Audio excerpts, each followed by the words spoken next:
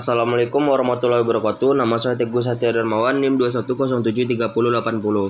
Baiklah, di sini saya akan menjelaskan tentang sistem dan komponen serta fungsi dari power steering hidrolik.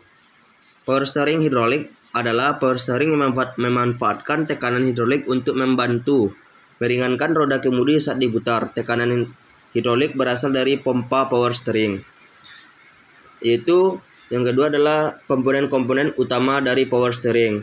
Yang pertama adalah full tank atau tempat penyimpanan minyak power steering atau biasa disebut dengan reservoir tank. Yang kedua adalah pompa power steering. Pompa power steering berfungsi untuk menghasilkan fluida bertekanan tinggi.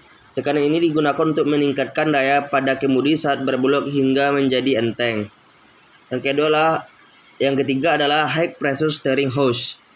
Adalah selang power steering tempat mengalirnya fluida bertekanan tinggi untuk dialirkan menuju rotary control valve. Yang keempat adalah low pressure steering hose. Ini merupakan selang steering yang berfungsi sebagai tempat mengalirnya fluida bertekanan rendah dari rotary control valve menuju reservoir tank. Yang kelima adalah steering gear hose. Steering gear hose adalah gear pada power steering tipe rack and pinion dibuat menyatu dengan power cylinder dan rotary control valve. Steering gear berfungsi sebagai tempat meletakkannya power steering rack dan pinion gear. Steering rack shaft. Yang keenam adalah steering berfungsi yang terhubung langsung dengan key rod dan roda. Yang ketujuh adalah power cylinder. Adalah merupakan tempat piston untuk menggerakkan roda gigi kemudi akibat tekanan fluida yang dihasilkan dari fan pump. Selanjutnya yaitu rotary control valve, berfungsi untuk mengatur aliran fluida dari pompa power steering. Itu adalah komponen-komponen utama dari power steering hidrolik. Yang ketiga, kita masuk kepada analisa kerusakan. Biasanya kerusakan terjadi pada kebocoran minyak power steering yang terjadi pada high pressure steering hose.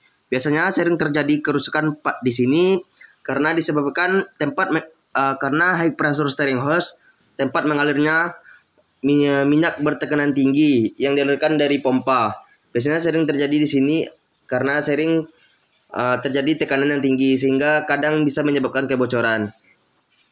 Dan bisa juga akibat sudah sedikitnya kuantitas minyak rem sehingga saat memutar tidak terjadi keringanan saat memutar setir karena minyak power steering sudah habis atau kuantitasnya tidak memenuhi lagi. Itulah penjelasan dari saya. Apabila ada kesalahan saya mohon maaf. Assalamualaikum warahmatullahi wabarakatuh.